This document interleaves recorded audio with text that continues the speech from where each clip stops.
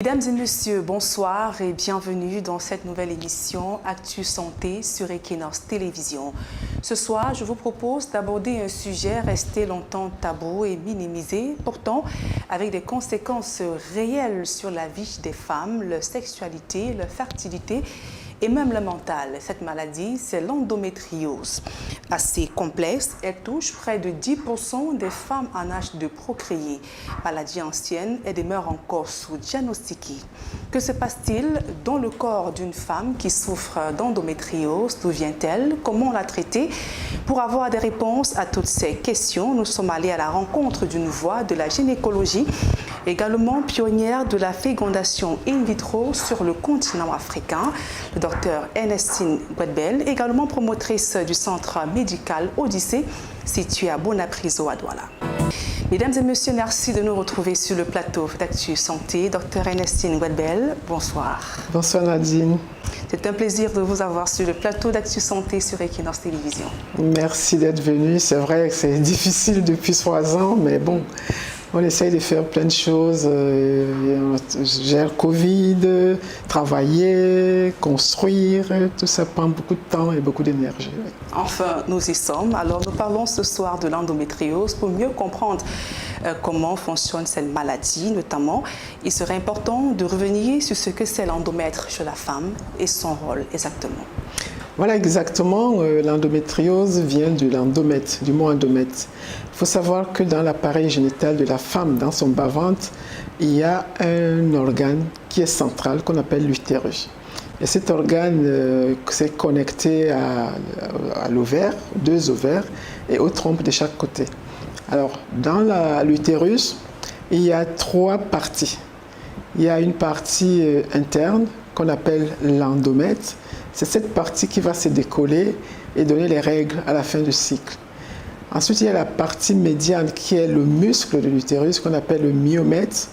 Et il y a maintenant une autre partie qui va couvrir cet utérus-là. Alors, l'endométriose, c'est vraiment quelque chose de fondamental. Parce que pour avoir des règles, il faut avoir de l'endomètre. Et cet endomètre, c'est des capes et s'en va. Et l'endométriose survient à cause de la divagation de l'endomètre. C'est-à-dire que l'endomètre va quitter le lieu où il doit être, il va rentrer dans l'utérus, il va rentrer dans les trompes, il va coloniser les ovaires, et il peut aller plus loin, même jusque dans les poumons, dans le tube digestif. Donc cette maladie qui est appelée endométriose est mal connue. Pourtant, c'est une vieille maladie on parle de sa découverte dans les années 1800, dont les femmes ont commencé à souffrir pendant cette période-là. Ce n'est que dans notre siècle qu'on a commencé à vraiment bien comprendre ce que c'est, d'où elle vient et surtout comment on peut soulager les femmes qui avaient longtemps souffert sans qu'on comprenne pourquoi elles souffraient. D'accord, on reviendra sur tous ces aspects que vous avez évoqués, docteur Ernestine Guedbel. Si on comprend bien donc, l'endométriose, elle est présente chez nous, au Cameroun, chez les femmes. Elle est présente chez toutes les femmes, de toutes les races. Les facteurs favorisants sont très peu connus, ils n'existent pas tellement. On sait que oui, dans certaines familles, il y a eu la mère, les tantes, mais ce n'est pas prouvé que ce soit une maladie génétique. D'accord. Donc, ce n'est pas prouvé comme certaines femmes qui disent que ma maman en a souffert, moi aussi. Non, ce n'est pas. Mais on peut dire pareil aussi des fibromes. Les fibromes, ça ne va pas être une maladie génétique, mais ce sont des maladies qu'on retrouve dans les familles, oui. Peut-être pour des raisons alimentaires, c'est évoqué, mais non, on n'est pas classé comme une maladie génétique. Et est-ce que le regard a effectivement changé au fil des années concernant l'endométriose? Le regard n'a pas changé parce qu'il n'y avait pas de regard, on va dire ça comme ça. En fait, les femmes ont toujours souffert dans le silence. Et généralement, même toutes ces femmes qui ont des règles douloureuses ne le disent pas. C'est depuis quelques décennies maintenant que cette souffrance a été reconnue. Et là, comme ça, l'endométriose a une journée mondiale depuis une trentaine d'années aujourd'hui pour que les gens soient au courant de cette souffrance et surtout pour qu'ils supportent les femmes et aident les femmes à s'en sortir, on va dire ça comme ça. D'accord. Vous avez dit tout à l'heure que c'est une maladie qu'on ne connaît forcément pas. les causes. Mais alors, qu'est-ce qui explique soudainement que l'endomètre se décolle pour coloniser les autres organes du corps? Quels sont les facteurs? Les facteurs de risque, elles vont être l'âge. C'est une maladie qui commence assez jeune. Elles vont être le mode de vie. On va dire que c'est souvent les femmes qui vivent dans les cités, dans les grandes villes. Ce sont les femmes qui ne sont pas pauvres, donc elles ont des moyens.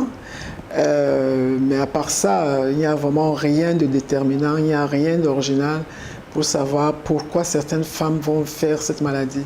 Ce qu'il faut simplement, sur quoi il faut insister, c'est qu'il faut que les femmes soient attentives à tous les signes. Et parmi ces signes-là, le premier signe va être les règles douloureuses. On voit les jeunes femmes qui n'ont jamais eu des rapports sexuels, qui ont des règles douloureuses. Et on va leur dire, c'est là qu'on va leur dire, oui, ma maman a souffert de ça, ça va se calmer, ça va se passer. Et si ce n'est pas pris en charge, les complications, elles vont subir les complications de cette endométriose. Et la principale et la plus dure complication, ce sera la stérilité quand même. D'accord, on reviendra sur ces complications. En dehors des règles douloureuses, docteur Benbel, est-ce qu'il y a d'autres symptômes associés à l'endométriose? Il y a des saignements anormaux. Les saignements anormaux, on va saigner en dehors des règles. Il y a, oui, c'est essentiellement ça, hein, les saignements anormaux, les douleurs et les troubles du cycle. Voilà. Et chez la jeune fille, quelle en est la particularité? La jeune fille, c'est vraiment les douleurs des règles. Surtout les femmes, des jeunes filles qui commencent à avoir des règles, certaines commencent déjà par des douleurs. Et ça, c'est pas exact, enfin, c'est pas fréquent comme ça qu'une fille commence ses cycles et elle commence par des douleurs. Mais chez les filles qui vont faire l'endométriose, et les règles douloureuses, c'est vraiment le signe qui va être le plus criant, le plus visible, le plus fréquent. D'accord. Et parlant justement, vous avez évoqué tout à l'heure des complications de l'endométriose. Est-ce qu'on peut avoir les principales? Comme je dis, l'endométriose, c'est l'endomètre, c'est-à-dire le sang des règles qui va migrer dans le muscle de l'utérus. Quand il va dans le muscle de l'utérus, il va gonfler l'utérus. L'utérus va devenir gros et il va faire mal. On appelle ça la dénomiose, c'est l'endomètre de l'utérus. Quand il va quitter l'utérus, cette colonisation-là, elle va aller dans les trompes, elle va boucher les trompes. Quand les trompes sont bouchées, une grossesse n'est pas possible, c'est la sténose tubaire. Ensuite, elle va coloniser les ovaires. Les ovaires, donc, elles auront du mal à produire les œufs. Et à part quand ça devient vraiment très envahissant, elle va aller vers les organes qui sont à côté, c'est-à-dire les intestins. Et elle peut migrer jusque dans les poumons, le tube digestif, voilà. Donc elle devient comme une sorte de cancer qui envahit. Mais ce n'est pas un cancer. Effectivement. Et parlez-nous donc justement de cette étude, parce que vous avez fait tout à l'heure, vous avez fait savoir qu'elle fait partie des premières causes d'infertilité, notamment chez les femmes. J'ai 12% de femmes que vous avez pu enregistrer au centre. Oui, nous avons créé une société scientifique qui s'appelle le Girafe il y a une quinzaine d'années. Et parmi les choses que nous avons faites, ce sont des études scientifiques. Des études qui montrent des pathologies de la femme africaine. Nous avons donc essayé de regarder quelles étaient les causes principales des infertilités chez les femmes africaines. Et cette étude qui a été faite sur 9 pays d'Afrique centrale et de l'Ouest, nous avons trouvé que l'endométriose était la deuxième cause de l'infertilité en Afrique. Après les trompes bouchées, les fibromes, l'endométriose venait donc en 3e place dans les causes des infertilités en Afrique. Ça nous a surpris, mais ça nous a permis de pouvoir sensibiliser les femmes et surtout promouvoir des traitements très précoces. Parce que vous savez que quand la femme, le couple, c'est surtout toujours la femme, va aller consulter parce que la grossesse ne vient pas, elle ne va pas le faire quand elle est jeune.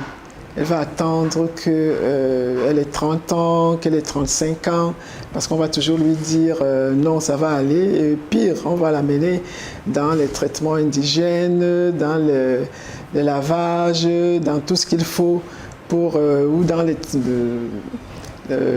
familles pour dire que si elle n'est pas enceinte, c'est peut-être parce que tel père n'a pas été content au moment du mariage, la dot n'a pas été donnée. Toutes ces raisons vont défiler avant que ces femmes arrivent chez les spécialistes de la fertilité. C'est ce qui explique justement pourquoi la maladie forcément est mal connue ou sous-diagnostiquée. C'est ça. Pourquoi la maladie est mal connue, pourquoi elle est mal diagnostiquée, pourquoi elle envahit chez la femme africaine. Quand on arrive au diagnostic, elle est déjà très avancée.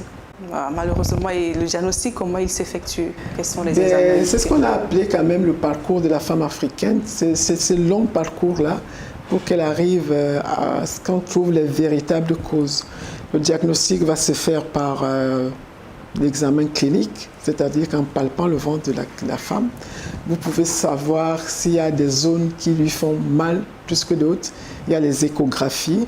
Mais l'examen roi, c'est vraiment la cœlioscopie parce qu'on va regarder à l'intérieur du ventre par une chirurgie à ventre fermée.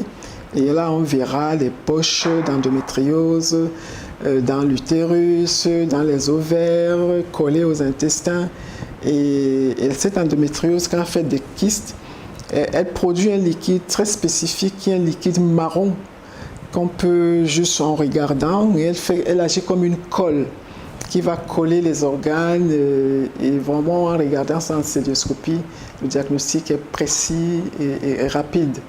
Et je donne aussi l'occasion ici d'informer des personnes, certaines personnes ont été opérées et on leur a trouvé cette colle-là qui envahissait les organes et on a dit que c'est des péritonites, c'est des infections. Non, ce n'était pas les infections ni les péritonites, mais cette matière qui est marron, qui est collante, c'est vraiment l'endométriose. Wow, d'accord. Et une femme, donc, comme la maladie, on l'a dit, est sous-diagnostiquée, les femmes arrivent très tard à l'hôpital chez le spécialiste. Alors, une jeune fille devrait donc commencer à se faire dépister à quel moment? Mais je pense que toutes les jeunes filles qui ont des douleurs des règles, elles doivent consulter, même quand elles n'ont jamais eu des rapports sexuels. Parce que ça peut toujours aider à faire la sensibilisation, d'abord à traiter la maladie. Tant qu'on va la traiter tôt, on a une meilleure chance de la guérir. Et puis aussi les sensibiliser sur l'importance de faire des enfants étant jeunes. Ne pas attendre de finir toutes les études, le bac, l'université, le travail, avant de faire des enfants. Je crois qu'il n'y a pas d'incompatibilité de faire des études en faisant des enfants. Et parlons justement de la prise en charge de l'endométriose. Comment elle s'effectue? Mais par rapport au stade, il y a 4 stades de l'endométriose. L'endométriose qui est très simple, qui ne quitte pas l'utérus. L'endométriose stade 2 qui commence à atteindre les trompes, les ovaires. Le stade 3 qui va être dans le péritoine, des organes de voisinage. Et le stade 4 qui est vraiment très envahissant et qui envahit les organes, comme je vous ai parlé tout à l'heure, des poumons, des intestins. Et ces stades-là sont vraiment des stades où le traitement est compliqué. On est obligé souvent d'amputer certains organes avant de trouver une solution dans le soulagement de la douleur. Et dans ces stades-là, 3, 4, les traitements sont souvent des traitements de fécondation in vitro. D'accord, fécondation et traitement, il y a également la partie médicamenteuse? Oui, les médicaments, c'est dans les 2 premiers stades. Il faut calmer les douleurs, on peut donner des pilules pour bloquer les ovulations, pour bloquer les règles. On peut faire des piqûres également pour faire ce blocage-là, parce que le traitement, c'est bloquer cet envahissement de règles, d'endomètres qui circulent dans le ventre de la femme, surtout le bas-ventre. D'accord. Et quels sont donc les symptômes lorsqu'on est en train d'effectuer le traitement d'une endométriose? Quels sont les symptômes? Les symptômes, c'est-à-dire que c'est plus le calme. La femme va pouvoir avoir des règles sans douleur, elle ne va plus avoir mal, elle ne va plus avoir mal pendant les rapports sexuels, ça on ne l'a pas dit. Et puis, voilà, elle va être calme. Et calme, et c'est pendant ce calme-là, effectivement, qu'il faudrait profiter, comme j'ai dit, pour résoudre les autres problèmes des femmes, notamment faire les enfants. Associer d'autres symptômes? Oui, à part les douleurs des règles, Il y a des douleurs tout court qui n'ont rien à voir avec les règles. Ces douleurs peuvent s'étendre toute la vie, tout le mois, tout le long du mois, et sans qu'on sache exactement, sans qu'on explique pourquoi ces femmes ont éternellement mal. C'est souvent des causes de manque de travail. Et là, il faudrait que les médecins qui s'occupent de ces femmes-là puissent leur donner facilement les repos médicaux quand elles sont indisposées, parce que elles ne vont pas dire au travail que je ne viens pas au travail parce que j'ai mal, parce que j'ai des règles me font mal, ça va faire rigoler. Donc c'est aux médecins de leur donner des repos médicaux à temps pour qu'elles ne puissent pas souffrir, parce que c'est dans une situation de double peine. On a mal, on ne peut pas faire les rapports sexuels, on a du mal à tomber enceinte et on est stigmatisé. Donc je pense que la douleur, c'est le premier indicateur qui devrait alerter une femme. Oui, la douleur, c'est vraiment le signe principal. Ce sont des maladies douloureuses, c'est des maladies incomprises, mais longtemps encore ignorées, comme j'ai dit. Elles se battent toutes seules. Des fois, on leur dit qu'elles font du cinéma. Des fois, on leur dit que parce qu'elles ne veulent pas aller au village, parce qu'elles ne veulent pas travailler. Non, c'est pas ça. C'est vraiment des douleurs atroces. Et c'est quelque chose qui doit alerter toutes les femmes. Non seulement ces douleurs sont là, mais les rapports sexuels également sont douloureux. Et l'obtention des enfants devient compliquée. Et parlez-nous un peu, Dr Guedbel, pour vous qui êtes au quotidien avec ces femmes, parlez-nous un peu de leur quotidien, des femmes qui souffrent d'endométriose. Elles sont tellement en souffrance qu'il y a des associations qui ont été créées. Il n'y en a peut-être pas trop chez nous, mais il y a des associations aujourd'hui, des femmes qui souffrent d'endométriose, qui font des réclamations. La journée mondiale de l'endométriose est venue après une guerre, après du militantisme pour que cette maladie soit reconnue comme une souffrance. Et donc voilà, il ne faut pas que les femmes qui ne sont pas concernées restent toutes seules dans leur coin. Elles peuvent être associées à ces associations de femmes-là. Elles sont peu dans nos pays, mais elles font beaucoup de travail à l'international. Et elles participent également d'aider certaines à obtenir des traitements qui peuvent les soulager, surtout quand elles n'ont pas beaucoup de moyens. D'accord, donc si on comprend bien, l'endométriose, ce n'est pas une fatalité, on peut en guérir. Oui, ce n'est pas une fatalité du tout. Il faut la dépister tôt, il faut la traiter tôt. Et voilà, la vie continue. D'accord. Et les femmes qui souffrent d'endométriose, oui, elles peuvent avoir affaire aux enfants, on l'a dit, la fécondation in vitro. Quelles sont les autres techniques qui s'offrent à elles? Non, mais tant que l'endométriose n'a pas bouché leur trompe, elles vont faire les enfants correctement.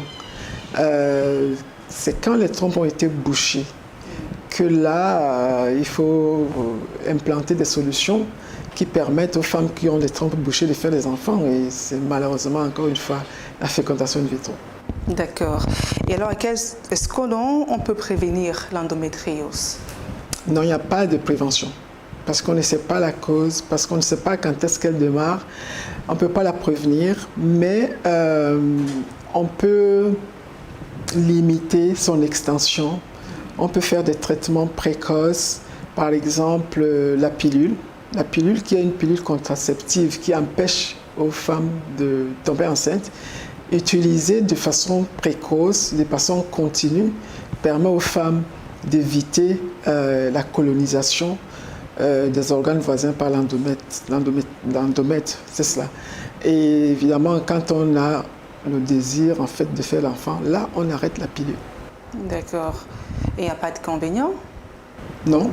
Il n'y a pas de convénient, la pilule n'a pas de convénient, la pilule ne donne pas de cancer, la pilule ne donne pas... Non, ce sont des produits qui sont utilisés depuis des centaines d'années, bientôt d'ailleurs. Et non, il faut utiliser la pilule quand il le faut. D'accord, ça permet également d'utiliser les grossesses non désirées, évidemment. D'accord. On va bientôt sortir de cette émission, Dr Ernestine Guedbel. Qu'est-ce qu'on devrait retenir lorsqu'on parle de l'endométriose? Que c'est une maladie sévère, qu'il faut faire attention, qu'il faut écouter son corps, qu'il faut consulter tôt, qu'il ne faut pas la négliger et surtout qu'il faut essayer de faire les enfants assez tôt. Alors, merci, Dr Ernestine Godbel, d'avoir répondu aux questions d'Actu Santé ce soir. Merci à vous d'être venu. Merci aux auditeurs. D'accord, téléspectateurs aussi. Je rappelle que vous êtes gynécologue obstétricien, également pionnière de la fécondation in vitro en Afrique et promotrice du centre médical Odyssée. De la polyclinique médicale Odyssée bientôt. D'accord, le message il est passé. Mesdames et messieurs, merci à vous de nous avoir suivis.